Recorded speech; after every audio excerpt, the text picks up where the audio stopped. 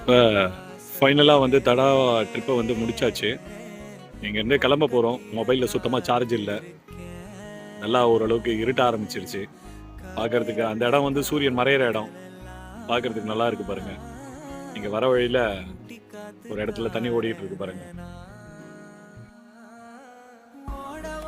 இடம் பார்க்கறதுக்கு ரொம்ப அழகாக இருந்தது.